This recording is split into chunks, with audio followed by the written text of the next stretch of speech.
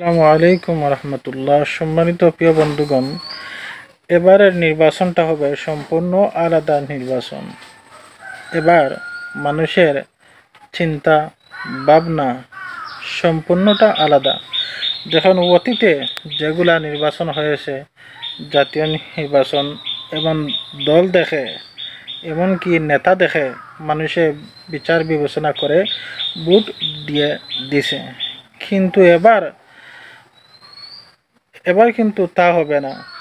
এবার মানুষের চিন্তা ভাবনা সম্পূর্ণটা আলাদা হচ্ছে। মানুষ এখন সচেতন হয়ে গেছে।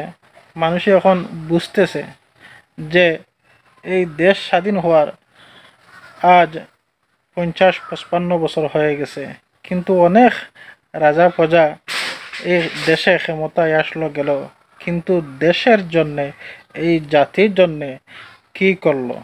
কিন্তু দেখেন, একটা লাভ হয়েছে, যেই সমস্ত চুর নেতা এবং চাঁদাবাজ নেতা, তাদের অনেক ফায়দা হয়েছে, তাদের আয় উন্নতি হয়েছে।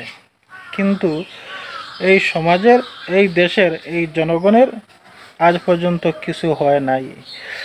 এজন্যে বাংলাদেশ জামাত ইসলামের আমির সাহেব তিনি বলেন যে এই সমাজ গড়তে গেলে, এই সমাজ ভালোভাবে গড়তে গেলে, সমাজে একটা সুন্দর পরিবেশ দেখতে হলে বাংলাদেশ জামাত ইসলামের আমির ডক্টর শফিকুর রহমান তিনি বলেন, যারা মসজিদে নামাজের নেতৃত্ব দেয় তারা কিন্তু এবার সমাজের নেতৃত্ব দেবে। তাহলে এই দেশ, এই জাতির মধ্যে সুন্দর একটা পরিবেশ আসবে। সম্মানিত প্রিয় বন্ধুগণ, দেখেন, অবশ্যই যারা মসজিদে নামাজের ইমামতি করে তারা এই দেশের নেতাই হবে। অবশ্য ইসলামিক মানুষদের হাতে এই দেশ নিরাপদ। ইসলামিক মানুষ ছাড়া এই দেশে কোনো দিন শান্তি আসবে না। তো সম্মানিত প্রিয় বন্ধুগণ, অনেক মানুষে বলে যে সব শালারাই এক জাত বা সবাই এক। আসলে এটা মানুষের